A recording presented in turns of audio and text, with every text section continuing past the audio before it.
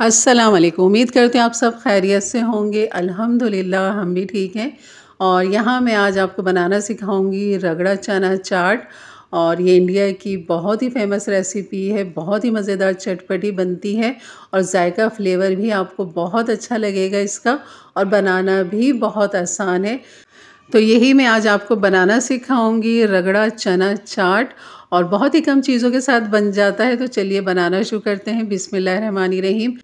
तो यहाँ पर मैंने सफ़ेद चने रात को भिगो दिए थे, तकरीबन 6 से 7 घंटे मैंने भिगोए। ये चने 1 कप से थोड़े से कम है। तो इनको भिगोने के बाद 6 से 7 घंटे इनको मैंने फिर थोड़े पानी के साथ, तकरीबन 2 गिलास मैंने पानी डाला, उसी में इसको गला भी लिया और उसी में इसका पानी खुश्क भी कर लिया। तो यहाँ पर ये एक आलू है बड़े साइज़ का, इसको भी मैंने क्यूब्स काट के इसको गला लिया था। आप चाहे तो छोलों के साथ भी गला सकते हैं। और यहाँ जो है मेरे पास भुना हुआ सफ़ेद ज़ीरा ख़त्म हो चुका था, तो बस यहाँ पर मैंने हाफ़ कप सफ़ेद ज़ीरा ले लिया है, क्योंकि ये भी इसके अंदर जाएगा। तो इसको मैं इसको भून लूँगी और इसको फिर मैं पीस के एक तरफ रख देती हूँ। और फिर अब बनाते हैं अपना यही रगड़ा चना चाट, बहुत ही लजीज मज़े का बनता है। तो यहाँ पर आलू को हम सबसे पहले मैश कर लेंगे। एक बड़े साइज़ का आलू है ये, और इसको मैश कर लेंगे। इस तरह मोटा मोटा थोड़ा सा चंक्स रहने देंगे इसके अंदर। तो अब आ जाते हैं इसकी तैयारी की तरफ। यहाँ पर मैंने चूल्हा ऑन कर लिया है और ये मैं डाल दूँगी 1 टेबल स्पून कुटा हुआ धनिया। तो ये भुना हुआ नहीं है, इसलिए मैं यहाँ पर इसको भून रही हूँ। तो आप देख रहे होंगे कि काफ़ी अच्छा चंक्स हैं इसके अंदर, यानी कि ज़्यादा बारीक नहीं है और ज़्यादा मोटा नहीं है।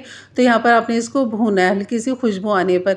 और ये है वो सफ़ेद ज़ीरा जो मैंने अभी भून के पीसा है, ये भी डाल देंगे यहाँ पर 1 टेबल स्पून। और कुटी हुई मिर्च डाल देंगे यहाँ पर 1 टेबल स्पून।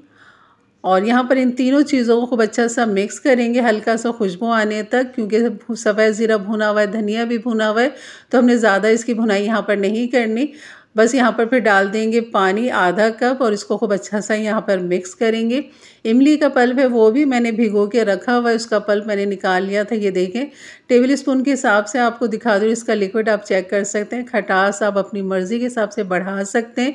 तो यहाँ पर मैं 3 टेबल स्पून इमली का पल्प ले लूँगी और यहाँ पर खूब अच्छा सा करेंगे मिक्स इन मसालों को। नमक डाल देंगे फ्लेवर के लिए इसमें हाफ़ टी स्पून, और ये है चाट मसाला, ये भी हाफ़ टी स्पून यहाँ पर डाल देंगे और इनको खूब अच्छा सा मिक्स करेंगे। और जो छोले हमारे जो भीगे पके हुए हैं, गले हुए हैं, वो सब यहाँ पर डाल देंगे। अगर थोड़ा बहुत पानी भी इसका हो तो वो भी आप यहाँ पर डाल दें, क्योंकि थोड़े से ये ढीले ढीले से बनते हैं। हल्की सी इसमें ग्रेवी जैसी होती है, एकदम ये खिले खिले से नहीं होते। तो आपने छोलों का पानी फेंकना नहीं, उसी में गलाना है और उसी में उसको थोड़ा सा ड्राई भी कर लेना है।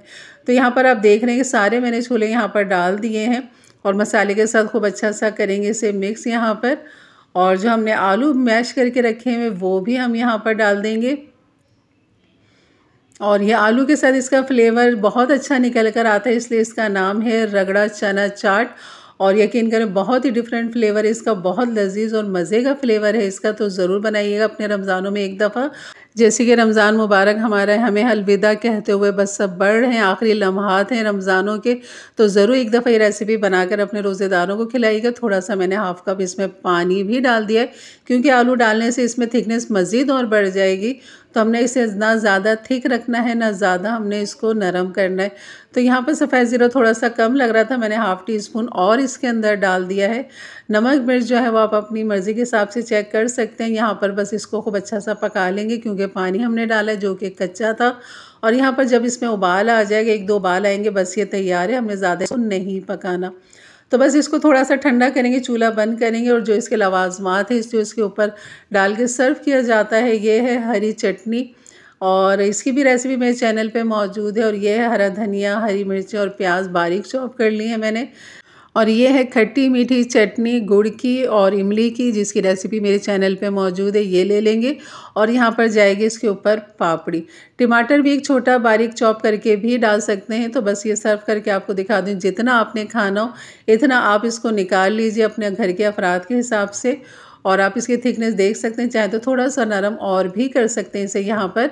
तो हरी चटनी डाल दीजिए, खट्टी मीठी चटनी डाल दीजिए, इसमें प्याज डाल दें, हरी मिर्चें, हरा धनिया, बारीक कटा हुआ टमाटर भी डाल दें, जो कि मैं भूल चुकी थी कि यहाँ पे मुझे टमाटर भी काटना था। तो ये है पापड़ी जिसको आप क्रश करके डाल देंगे, आपने तब डालना है सब चीज़ें जब आप ये सर्व कर रहे हो, दस्तरखान पे लेके जा रहे हो, तब आपने सारी चीज़ें डाल के अपने दस्तरखान पे अपने रोज़ेदारों के लिए, अपने लिए या ईद की ट्रॉली के लिए आप ये बना सकते हैं। बहुत ही मज़ेदार, बहुत ही लजीज लगते हैं। ऊपर से चाट मसाला भी आप छिड़क के खा सकते हैं। बहुत ही मज़ेदार ये चने। उम्मीद करती हूँ आपको ये रेसिपी ज़रूर अच्छी लगेगी। इंशाल्लाह ज़रूर बनाइएगा मेरे अंदाज से, मेरे तरीके से, और एक अच्छा सा कमेंट ज़रूर कर दीजिएगा। अपनी राय का ज़रूर इज़हार किया करें और अपने दोस्त फ्रेंड में, अपने अहबाब में ज़रूर शेयर करें ताकि उनके लिए भी आसानियाँ पैदा हों। और देख रहे होंगे अब बहुत ही कम चीज़ों के साथ ये मज़ेदार सी रगड़ा चना चाट बन जाती है। तो इंशाल्लाह मिलते हैं फिर एक अच्छी नई रेसिपी के साथ। तब तक के लिए इजाज़त दें। अपना बहुत सारा ख्याल रखें, दुआओं में याद रखें। अल्लाह हाफ़िज़।